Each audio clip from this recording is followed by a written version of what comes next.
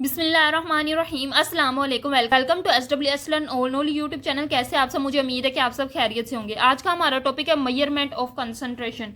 इससे जो पिछला टॉपिक था वो था measuring the rate of a chemical reaction. अच्छा, वो ज़्यादा इंपॉर्टेंट नहीं है इसलिए मैंने उसको स्किप कर दिया। देन है measurement of concentration. Rate of reaction का हमने फॉर्मूला पढ़ा था, rate of reaction change in concentration divided by time.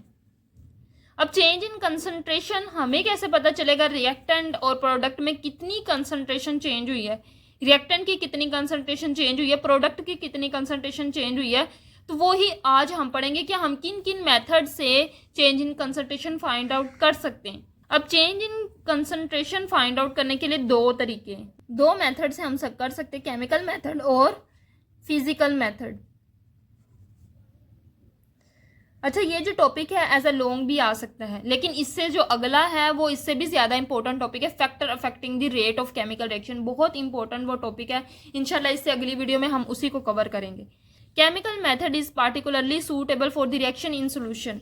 Chemical method उन रिएक्शन के लिए यूज किया जाता है जो सोल्यूशन में होते हैं। सोल्यूशन जैसे वाटर में कोई रिएक्शन हो रहा है तो उस रिएक्शन की अगर हमने कंसंट्रेशन फाइंड आउट करनी तो हम यूज करेंगे केमिकल मेथड। इस मेथड में हम करते हैं क्या, we got chemical analysis of a reactant और अ प्रोडक्ट। हम रिएक्टेंट और प्रोडक्ट की कंसंट्रेशन फाइंड आउट करने की कोशिश करते हैं, हम उनको एनालाइज करते हैं। अब किस तरह, ये बहुत ज्यादा इंपॉर्टेंट है, ये आपने समझना है।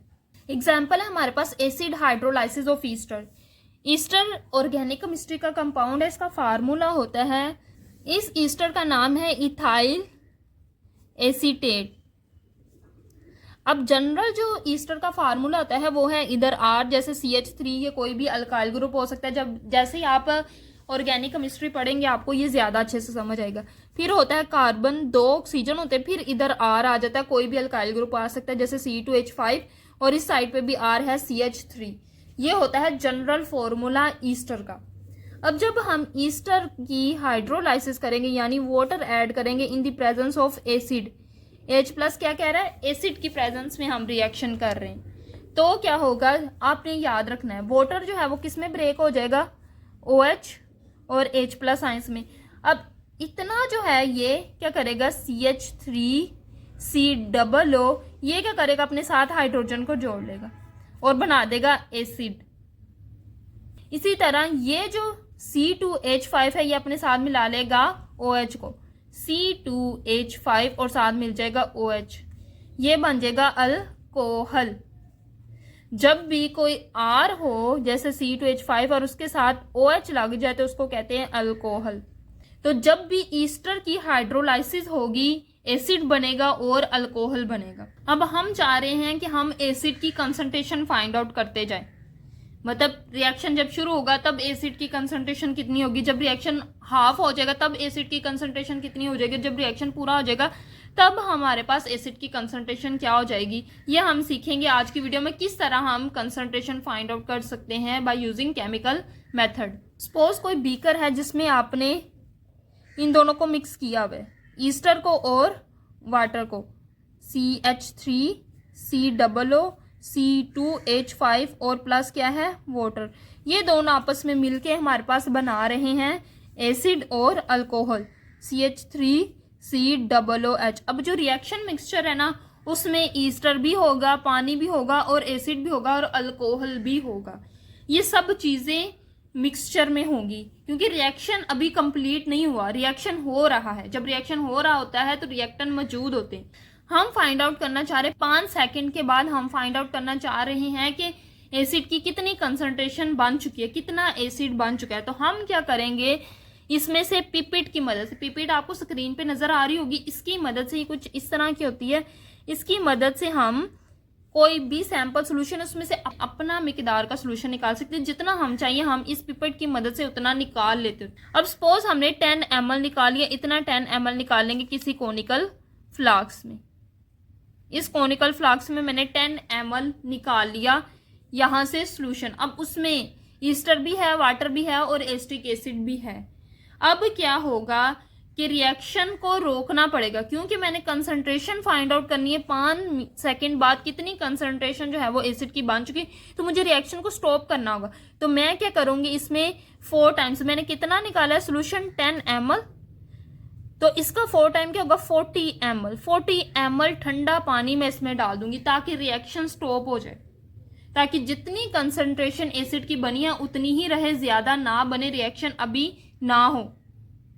तो क्या होगा कि मैं इसमें 40 ml कूल्ड वाटर डालूंगी तो रिएक्शन भी स्टॉप हो जाएगा और डाइल्यूशन भी हो जाएगा। जब पानी ज्यादा हो जाता है तो उस प्रोसेस को कहते हैं डाइल्यूशन। अब मैंने इसकी कंसंट्रेशन फाइंड आउट करनी, इसमें कितना एसिड है ये फाइंड आउट करना है। तो किस तरह फाइंड आउट करूंगी मैं आपको बताती हूँ। सपोज ब्यूरेट है, ब्यूरेट में मैंने ली है बेस, तो मैंने जो रिएक्शन मिक्सचर निकाला था 10 ml, उसमें मैंने डाला था 40 ml कूल्ड वाटर, उसको मैंने लिया है कोनिकल फ्लास्क में। अब मैं इस कोनिकल फ्लास्क को ब्यूरेट के नीचे रखूंगी, ब्यूरेट में मैंने ली है बेस। अब मैं क्या करूंगी, इसमें फिनेफ्थलीन एज एन इंडिकेटर डालूंगी।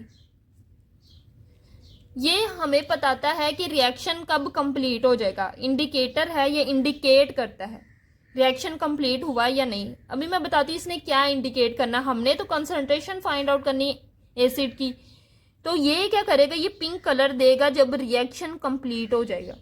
अब सिंपल क्या है, इसमें हमारे पास एसिड है जिसकी मैंने कंसंट्रेशन फाइंड आउट करनी। अब सिंपल मैं क्या करूंगी, ऊपर से बेस गिराना शुरू करूंगी इस फ्लास्क के अंदर। जैसे जैसे बेस गिरती जाएगी वो क्या करेगी, एसिड, सपोज एसिड है हमारे पास CH3COOH और बेस है मेरे पास NaOH। इन दोनों ने आपस में रिएक्ट करके बनाया CH3COONA प्लस वाटर। अब ये दोनों आपस में रिएक्ट कर दे जाएंगे। ऊपर से बेस है सोडियम हाइड्रोक्साइड और नीचे हमारे पास एसिड है जिसकी हमने कंसंट्रेशन फाइंड आउट करनी। अब दोनों आपस में रिएक्शन करते जाएंगे। अब हमने बेस गिराते जाना है, जब तक बेस गिराते जाएंगे वो इसके साथ रिएक्शन करती जाएगा। अब एक ऐसा पॉइंट आ जाएगा सारा एसिड खत्म हो जाएगा। जब सारा एसिड खत्म होगा तो मजीद बेस आएगी तो पिंक कलर हो जाएगा सोल्यूशन का। पहले सोल्यूशन का पिंक कलर नहीं आएगा क्योंकि जो बेस आएगी वो बेस एसिड के साथ रिएक्शन कर लेगी, तो पिंक कलर नहीं आएगा। लेकिन जैसे ही सारा एसिड खत्म हो जाएगा तब मजीद बेस गिरेगी तो पिंक कलर आ जाएगा। इससे हमें पता चल जाएगा कि एसिड जो है उसकी कंसंट्रेशन खत्म हो चुकी है। अब इस बीकर में कोई एसिड नहीं रह गया, सारा का सारा एसिड बेस के साथ रिएक्ट कर चुका है। अब जितनी बेस यूज होगी उतना ही हमारे पास एसिड यूज होगा। इस प्रोसेस को कहते हैं टाइट्रेशन।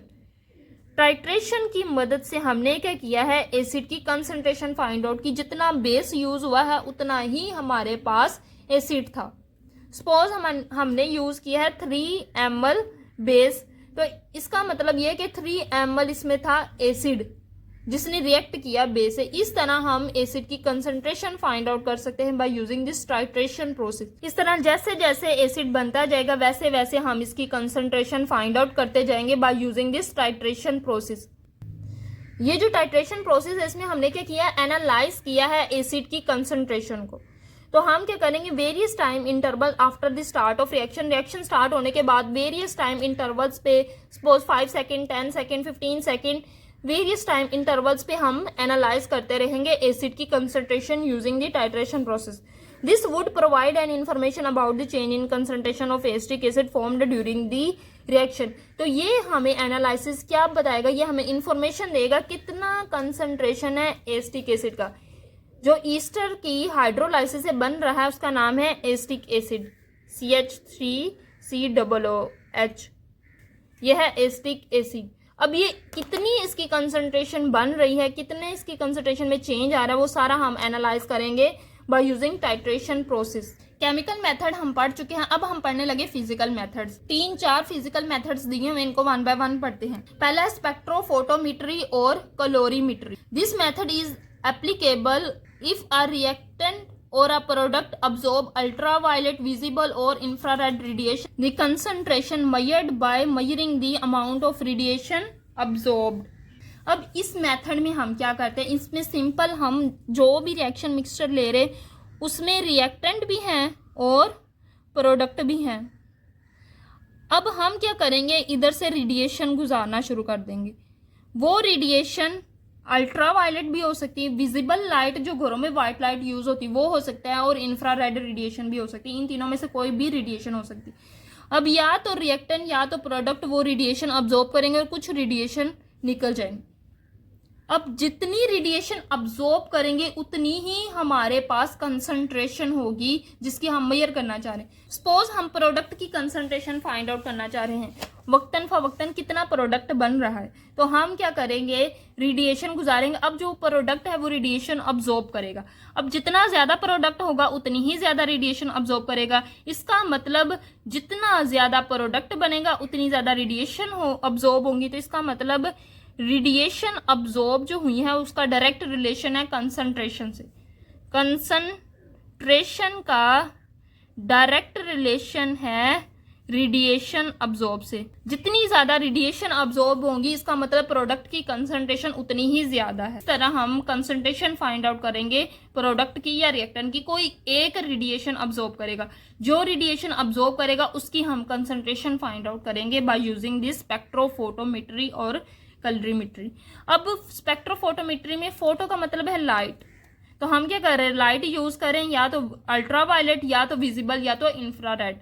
तो ये एक मशीन होती है जिसकी मदद से ये सारा हम प्रोसेस करते हैं, जो हमें खुद ब खुद ये बताती है कितनी रेडिएशन अब्जॉर्ब की है। अब आपकी बुक पे ये फिगर बनी हुई, इस फिगर के मुताबिक जो जितनी ज्यादा रेडिएशन अब्जॉर्ब करेगा वो उतना ही ज्यादा कलर्ड होगा। कलर से हम कंसंट्रेशन फाइंड आउट कर सकते हैं। जिसकी कंसंट्रेशन जितनी ज्यादा होगी वो उतना ही ज्यादा रेडिएशन अब्जॉर्ब करके उतना ही ज्यादा कलर्ड नजर आएगा। तो इस मेथड को हम कहते हैं कलोरीमेट्री। अगला मेथड है इलेक्ट्रिकल कंडक्टिविटी मेथड। ये भी एक फिजिकल मेथड है। अब ये किन रिएक्शन के लिए यूज किया जाता है, ऐसी रिएक्शन के लिए यूज किया जाता है जिनमें आयंस होते हैं। सपोज मैं एग्जांपल दे रही हूँ, जिंक सल्फेट है, ये दोनों टूट के जिंक आयन और सल्फेट आयन में टूट रहे हैं। अब ये दोनों क्या है, आयंस है। अब ऐसे रिएक्शन में क्या बन रहा है, आयंस। ऐसे रिएक्शन की हम कंसंट्रेशन किस तरह फाइंड आउट करते हैं, इलेक्ट्रिकल कंडक्टिविटी मेथड। ये जिंक आयंस और सल्फेट आयन ये दोनों क्या है, जिंक सल्फेट से बन रहे हैं, और ये दोनों हमारे पास क्या है, प्रोडक्ट। अब हमने क्या करना है, इनकी कंसंट्रेशन फाइंड आउट करनी। तो हम सिंपल क्या करेंगे, जो भी रिएक्शन मिक्सचर है उसको इधर रखेंगे, उसमें बन रहे हैं आयंस। अब हम क्या करेंगे, उसके साथ अटैच करेंगे बैटरी। अब क्या होगा, इसको करंट सप्लाई होना शुरू हो जाएगा। अगर तो इसमें से करंट बहना शुरू हो जाएगा, इलेक्ट्रिसिटी की कंडक्टिविटी हो जाएगी, तो क्या है, इसमें आयंस बन चुके हैं। इसका मतलब ये है कि इसमें जिंक, मैं सपोज एग्जांपल दे रही हूँ, जिंक आयंस और सल्फेट आयंस बने हुए हैं। अब इन आयंस की वजह से कंडक्टिविटी होगी इलेक्ट्रिसिटी की। इलेक्ट्रिसिटी यहां से बहना शुरू हो जाएगी। जितने ज्यादा आयंस होंगे उतनी ज्यादा इलेक्ट्रिसिटी बहेगी। So the conductivity of such solution depend upon the rate of change of concentration of reacting ions और ions formed during the reaction. Ions या तो रिएक्ट कर रहे होंगे या तो फॉर्मेशन हो रही होगी रिएक्शन के दौरान। तो कितनी ज्यादा कंसंट्रेशन चेंज हो रही है वो हम फाइंड आउट कर लेंगे कंडक्टिविटी मेथड से, इलेक्ट्रिकल कंडक्टिविटी मेथड से। अगर तो रिएक्टेंट आयंस है तो with the passage of time reactant क्या करेंगे, प्रोडक्ट में कन्वर्ट हो जाएंगे। तो रिएक्टेंट आयंस थे तो पहले कंडक्टिविटी ज्यादा होगी। जैसे ही रिएक्टेंट के आयंस जो है वो मिलके प्रोडक्ट बनाना शुरू कर देंगे तो आयंस क्या हो जाएंगे, कम हो जाएंगे, तो कंडक्टिविटी कम हो जाएगी।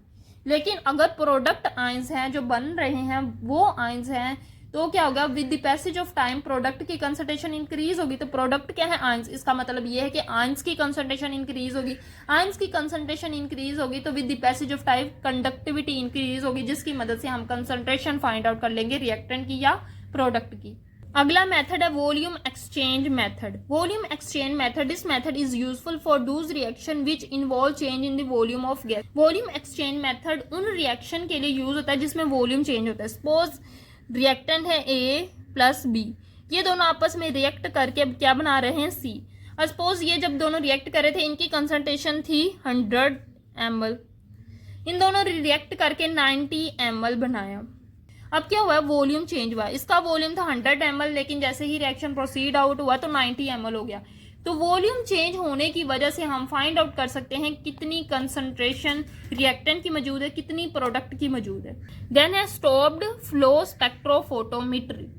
अब ये टाइप है स्पेक्ट्रोफोटोमेट्री की है, इसको हम कहते हैं स्टॉप्ड फ्लो स्पेक्ट्रोफोटोमेट्री। इसमें सिंपल क्या करते हैं, हमारे पास रिएक्टेंट, सपोज एक रिएक्टेंट ये है और एक रिएक्टेंट ये है, इनको हम प्रेशर देंगे, प्रेशर देने के बाद दोनों को हम भेजेंगे रिएक्शन चैम्बर में।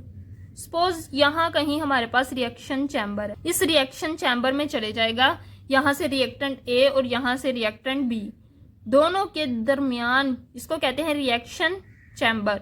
अब दोनों के दरमियान यहाँ रिएक्शन होगा, रिएक्शन होगा तो ऊपर एक और सेल है, ऊपर जो सेल है उसको कहेंगे ऑब्जर्वेशन सेल, ऑब्जर्वेशन सेल।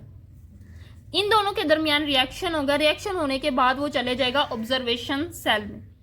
अब ऑब्जर्वेशन सेल में क्या होगा, रेडिएशन हम गुजारेंगे, रेडिएशन गुजारेंगे, रिएक्टेंट या प्रोडक्ट रेडिएशन अब्जॉर्ब करेंगे, जो रेडिएशन उन्होंने अब्जॉर्ब करनी होगी वो अब्जॉर्ब हो जाएंगे और कुछ रेडिएशन वापस निकल जाएंगे। अब जो रेडिएशन निकली है उनको कहते हैं ट्रांसमिटेड रेडिएशन, ट्रांसमिटेड रेडिएशन। जो रेडिएशन अब्जॉर्ब होगी उसको कहेंगे अब्जॉर्ब्ड रेडिएशन। रेडिएशन गुजारेंगे यहाँ, या रिएक्टेंट रेडिएशन अब्जॉर्ब करेंगे या प्रोडक्ट रेडिएशन अब्जॉर्ब करेंगे ऑब्जर्वेशन सेल में। तो जो रेडिएशन ट्रांसमिट होंगी उसको कहेंगे ट्रांसमिटेड रेडिएशन। उनकी मदद से हम कंसंट्रेशन फाइंड आउट करेंगे, या तो रिएक्टेंट की या तो प्रोडक्ट की। सो बुक से पढ़ लेते हैं, the rate of some very fast reaction. अच्छा, ये जो मेथड है स्टॉप फ्लो स्पेक्ट्रोफोटोमेट्री, ये वहां यूज किया जाता है जहां रिएक्शन बहुत फास्ट होता है, बहुत तेजी से रिएक्टेंट आपस में मिलके प्रोडक्ट बनाते हैं, तो वहां हम इस टेक्निक को यूज करते हैं। इसमें क्या करते हैं, very small volume of reactant are drawn at high speed into a mixture chamber. हम क्या करेंगे, दोनों रिएक्टेंट को नीचे प्रेशर लगा के रिएक्शन चैम्बर में भेजेंगे, रिएक्शन चैम्बर में from there they go to be observation cell. वहां से वो कहाँ जाएंगे, ऑब्जर्वेशन सेल में। ऑब्जर्वेशन सेल में क्या हो गया, प्रोग्रेस ऑफ रिएक्शन को मॉनिटर करेंगे, रिएक्शन कितना प्रोग्रेस हो चुका है उसको हम मॉनिटर करेंगे by measuring the transmission of ultraviolet radiation through the sample. जो रेडिएशन यहाँ से गुजरेंगी, रेडिएशन हम यहाँ से गुजारेंगे, जो ऑब्जॉर्ब हो जाएंगी वो तो ऑब्जॉर्ब हो जाएंगी, जो निकल जाएंगे उनको कहेंगे ट्रांसमिटेड रेडिएशन। और उन रेडिएशन की मदद से हम मेजर करेंगे कंसंट्रेशन को। A graph of rate of reaction against the time can be generated automatically. अच्छा, ये मशीन होती है जिसमें ग्राफ खुद ब खुद जनरेट होके मिलता है, हमें कुछ नहीं करना पड़ता, हमें सिर्फ सैंपल को मशीन में रखना पड़ता है, अब वो मशीन खुद ही सब कुछ काम करती है। सो ये थी आज की वीडियो। मुझे उम्मीद है कि आपको लेक्चर अच्छे से समझ आ गया होगा। लेक्चर अच्छे से समझ आ गया तो वीडियो को लाइक करें, मजीद इसी तरह की वीडियोस के लिए मेरे चैनल को सब्सक्राइब करें। दुआ में जरूर याद रखिएगा। अल्लाह हाफिज।